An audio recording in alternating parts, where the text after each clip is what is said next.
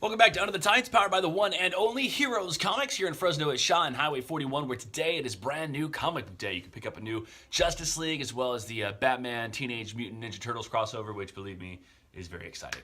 Today we're going to be talking about a new character, or a character rather, that's going to be coming freshly to TV. The CW's had a lot of success with their superhero TV shows based around DC Comics characters over the course of the last few years. Whether it's Arrow or The Flash, moving Supergirl over from CBS to CW, and then the expanding universe that is Legends of Tomorrow, one might think that they have kind of reached capacity at superheroes. But no, they have not. They're going to try to add one more. Coming up in January, you'll see the world premiere of Black Lightning on the CW. Black Lightning is a DC character that was developed in the late 70s. It's actually one of the first African-American characters to get his own storyline.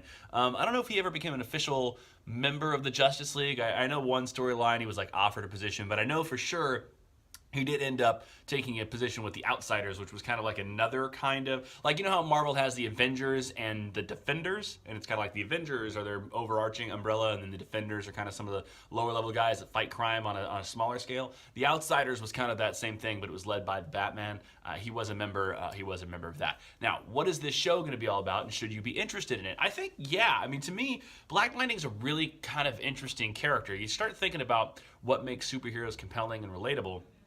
And for the most part, it's like they try to personal or humanize characters with personal relationships. You know, whether it's Superman and Lois Lane, or Batman and his, brooding and grieving over his parents, or the Flash and his relationship with Iris, or Spider-Man and his relationship with Mary Jane. I mean, that's kind of their personal relationships and their personal battles is kind of what makes them human and therefore relatable. The thing that makes Black Lightning relatable is the fact that he is a father, and the things that matter most to him are his little girls. He has in the comic books he has two little girls, and he's a single father in the comic book. His wife is killed in a tragic accident, and he's left to raise them by himself. And the fact that he's their parent is kind of his driving force. And I think that's, as far as relatability and human characteristics, that's unique in the comic book world. It's not unique in the real world by any stretch of the imagination, but when you think of superheroes, there are superheroes that have kids, but that's never like the focus of what they're going through. And it is kind of for him. Now, his powers, if you don't know, are manipulating electricity, hence the name Black Lightning. He can charge up his hands, he can throw it, he can do all kinds of cool stuff with it. But he never really used it growing up. He's a metahuman, which is what DC refers to their superheroes as, who's always kind of suppressed his power. He becomes the principal of a high school in his area of Metropolis where he lives, which is, I think it's called Suicide Row or Suicide Slum or something like that, which name indicates it's a pretty bad side of town.